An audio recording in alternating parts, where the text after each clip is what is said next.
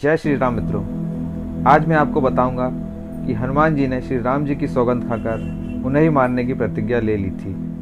तो जानिए कैसे।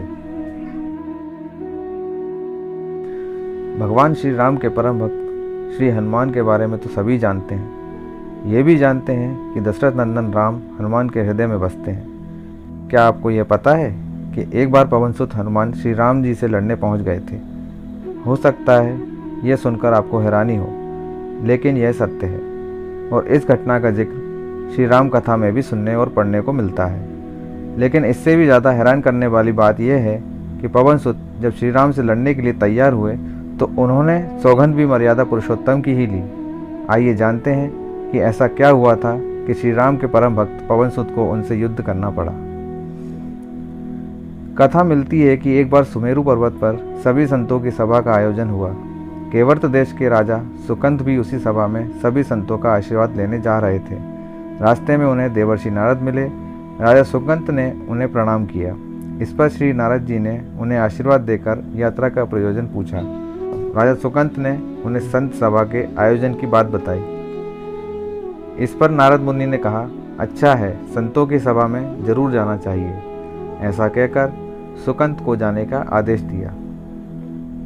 सुकंत जैसे ही सभा में जाने के लिए प्रस्थान करने लगे, वैसे ही नारद जी ने उन्हें आवाज़ दी। इसके बाद कहा कि जिस सभा में जा रहे हो उसमें सभी को प्रणाम करना, लेकिन विश्वामित्र का अभिवादन बिल्कुल भी मत करना। इस पर सुकंत ने पूछा कि यह तो उचित नहीं है। तब श्री नारद जी ने कहा कि तुम भी राजा हो, वे भी पहले राजा ही थे, अब संत हो गए हैं, मत करना प्रणाम। राजा सुकंत ने किया भी ठीक वैसा ही। सभा के समाप्त होते ही विश्वामित्र जी श्री राम से मिलने पहुंचे। वहां पहुंचकर उन्होंने बताया कि उनका अपमान हुआ है। वे इसे भूल भी जाते, लेकिन यह तो संत परंपरा का अपमान है। राम जी ने पूछा, गुरु जी क्या हुआ? तब विश्वामित्र जी ने कहा कि मेरा अपमान हुआ है। राम जी ने पूछा, किसने किया है? तब विश्वामित्र जी ने कहा कि जानकर करोगे भी क्या? इस पर श्री राम जी ने कहा कि श्री गुरु जी, आपके चरणों की सौगंध लेकर प्रतिज्ञा करता हूँ, जो सिर आपके चरणों में नहीं झुका उसे काट दिया जाएगा। कल सुबह मैं उसका वध करूँगा। श्री राम जी की इस सौगंध का जैसे ही राजा सुकंत को पता चला, वे नारद मुनि को ढूंढने लगे। काफ़ी देर तक वे परेशान रहे, लेकिन नारद मुनि उन्हें मिल ही नहीं रहे थे। व्याकुल होकर जब वे रोने लगे, तब नारद जी प्रकट हुए। सुकंत ने हाथ जोड़कर उन्हें सारी बात बताई, साथ ही प्राणदान की विनती की। इस पर नारद जी ने उन्हें माता अंजनी के शरण में जाने की सलाह दी। यह भी कहा कि अगर उन्होंने तुम्हें बचाने का वचन दे दिया तो तुम जरूर बच जाओगे, लेकिन यह भी कहा कि वे किसी को यह नहीं बताएंगे कि नारद जी ने उन्हें यह सलाह दी है। राजा सुकंत के रोने की आवाज़ सुनकर माता अंजनी बाहर पहुंची। तब उन्होंने कहा कि माता मुझे बचा लें, अन्यथा विश्वामित्र जी मुझे मार डालेंगे। इस पर माता अंजनी ने सुकंत को उसके प्राण बचाने का वचन दिया। उन्होंने कहा कि तुम शरण में हो, तुम्हें कोई नहीं मार सकता। इसके बाद राजा सुकंत को विश्राम करने के लिए कहा। शाम ढले जब हनुमान जी माता अंजनी के पास पहुंचे तो उन्होंने सारी बात बताई, लेकिन सुकंत को बुलाने से पहले पवनसुत से सौगंध लेने को कहा। तब श्री हनुमान जी ने कहा कि वे श्री राम के चरणों की सौगंध लेते हैं कि वे सुकंत के प्राणों की रक्षा करेंगे। तब माता अंजनी ने राजा को बुलाया। हनुमान जी ने पूछा, कौन तुम्हें मारना चाहता है? तब सुकंत ने बताया कि श्री राम उन्हें मार डालेंगे। इतना सुनते ही माता अंजनी हैरान रह गईं। उन्होंने कहा कि तुमने तो विश्वामित्र जी का नाम लिया था। तब राजा ने कहा कि नहीं, वे तो मरवा डालना चाहते हैं, लेकिन मारेंगे तो राम ही। हनुमान जी ने राजा सुकंत को उनकी राजधानी में छोड़ा और श्री राम के दरबार में पहुंचे। वहां पहुंचकर उन्होंने राम जी से पूछा कि वे कहाँ जा रहे हैं। तब मर्यादा पुरुषोत्तम ने बताया कि वे राजा सुकंत का वध करने जा रहे हैं। तब हनुमान जी ने कहा, प्रभु उसे मत मारिए। राम जी ने कहा कि वे तो अपने गुरु की सौगंध ले चुके हैं, अब पीछे नहीं हट सकते। हनुमान जी ने कहा, प्रभु मैंने उसके प्राणों की रक्षा के लिए अपने इष्ट देव यानी आपकी सौगंध ली है। तब राम जी कहते हैं, ठीक है, तुम अपना वचन निभाओ, मैं तो उसे मारूंगा। हनुमान जी राजा सुकंत को लेकर पर्वत पर पहुंचे और राम नाम का कीर्तन करने लगे। उधर राम जी राजा सुकंत को मारने के लिए उनकी राजधानी पहुंचे। लेकिन वे नहीं मिले तो वे उन्हें ढूंढते हुए पर्वत पर पहुंचे। वहां हनुमान राम का मंत्र जाप कर रहे थे। राम जी को देखते ही सुकंत डर गए। उन्होंने कहा कि अब तो राम जी उसे मार ही डालेंगे। वह बार बार हनुमान जी से पूछता कि बच जाएंगे हम। तब उन्होंने कहा कि राम मंत्र का जप करते रहो और निश्चिंत रहो, भगवान नाम पर पूरा भरोसा रखो।